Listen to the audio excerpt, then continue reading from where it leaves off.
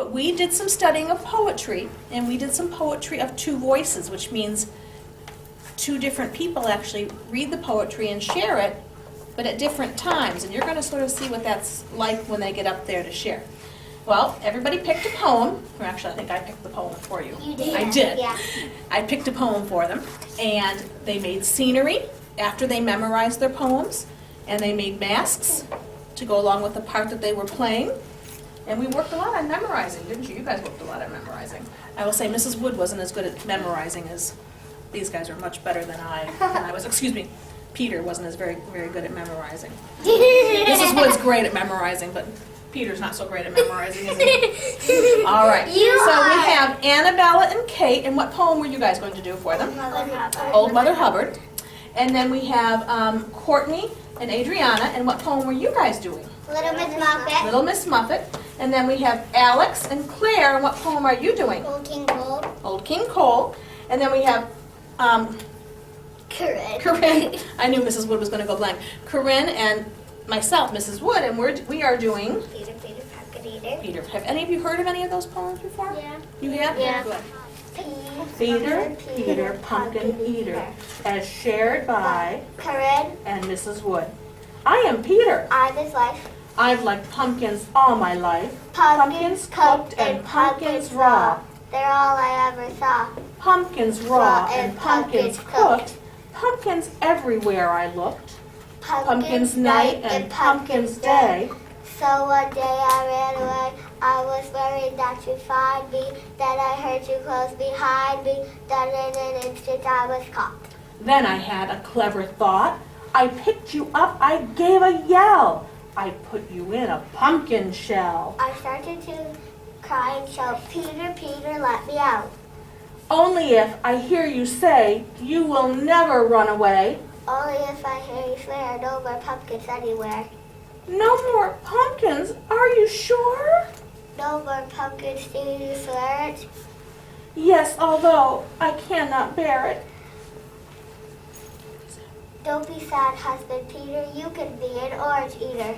Oranges are orange too, just like pumpkins, that is true. Peter, pumpkin eater, had a wife and got to keep her. Gave up pumpkins for his wife, and they stayed happy all their life.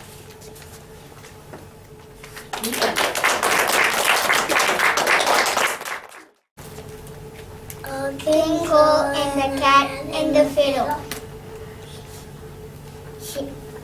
Shared by Alex and Lou.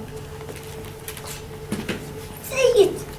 I'm Old King Cole. I'm a merry old soul. I'm a diddle diddle, the cat with a fiddle. A fiddling cat that's very well. I've never seen one anywhere. That's because there's never been a cat who plays a violin. Not even one except for me. I was a kid in prodigy. Well, well, soon see. If you were the best. If you were the best. For we shall put you to the test. My fiddle seals you today, and they will see how well you play. I'll tune up my fiddle right now. And after that, I'll show you how. Well, hurry up.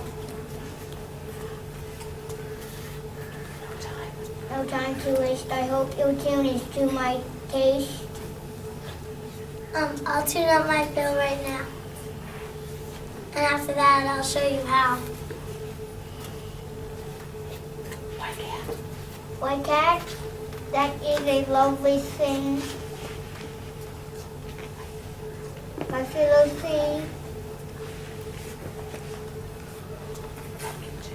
like it too, and they would like to learn that tune from you.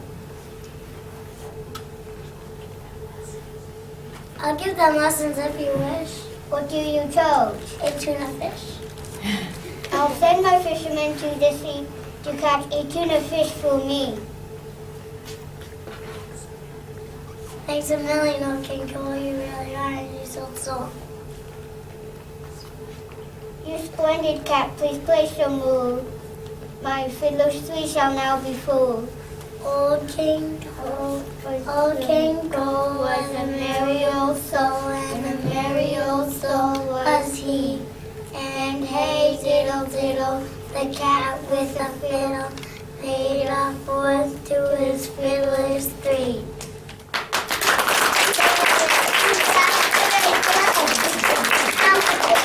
Mother Hubbard is shared by Kate and Annabella. I am Mother Hubbard's dog. And I am Mother Hubbard. She's looking for a bone for me. I'm looking in my cupboard. The cupboard's bare. There's nothing there. There's nothing there to eat. I wish that were full of bones. And also bread and meat. Perhaps we could put on our boots and walk into the store and ask the butcher for a bone and maybe something more. Why, that's a very good idea. He knows you love a bone.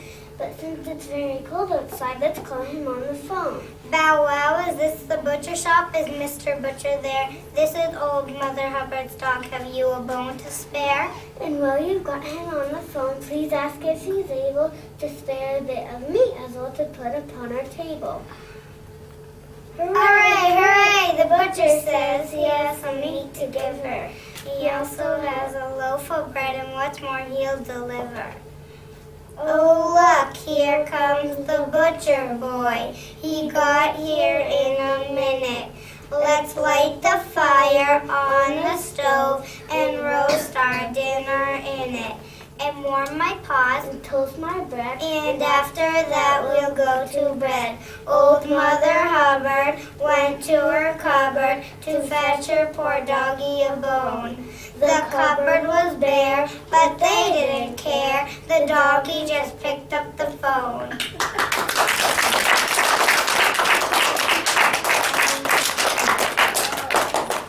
Okay, now I'll bow. We can clap for them, guys.